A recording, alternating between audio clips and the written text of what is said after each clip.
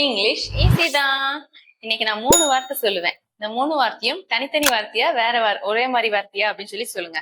Okay, come fast, come சூன், come early. ஒரே மாதிரி இருக்குல்ல? இந்த வீடியோ பாஸ் வச்சுட்டு யோசிச்சுட்டு அதுக்கப்புறம் கண்டினியூ பண்ணிக்கோங்க. ஃபர்ஸ்ட் வேர்டு வந்து பாத்தீங்கன்னாக்கா கம் சூன். கம் சூன் அப்படின்னு சொல்லிட்டேன் அப்படின்னாக்கா இப்ப இருந்து சீக்கிரமா வாங்க அப்படின்னு அர்த்தம். ஓகே, அடுத்தது கம் ஏர்லி அப்படின்னு சொன்னாக்கா எப்பவும் ஒரு டைம்க்கு வருவீங்கல்ல, அந்த டைம் இல்லாம அதுக்கு முன்னாடியே வந்துருங்க அப்படின்னு சொல்லி அர்த்தம். அப்பதான் நீங்க கம் ஏர்லி சொல்ல முடியும். அடுத்த வார்த்தை கம் ஃபாஸ்ட் அப்படின்னு சொன்னாக்கா சீக்கிரமா வாங்க, மெதுவா வந்துட்டு இருக்காதீங்க, ஏன் இவ்வளவு ஸ்லோவா நடக்கிறீங்க அப்படிங்கிற மாதிரி அர்த்தம். ஓகே, சோ இந்த 3 வார்த்தை கேட்கறதுக்கு ஒரே மாதிரி இருந்தாலும் அப்ளை பண்ணும்போது வேற வேற மீனிங் தரும். சோ நீங்க கரெக்டான வேர்டு போட்டு இங்கிலீஷ் பேசுங்க. அப்படி பேசினா இங்கிலீஷ் ஈஸி தான். தேங்க்யூ.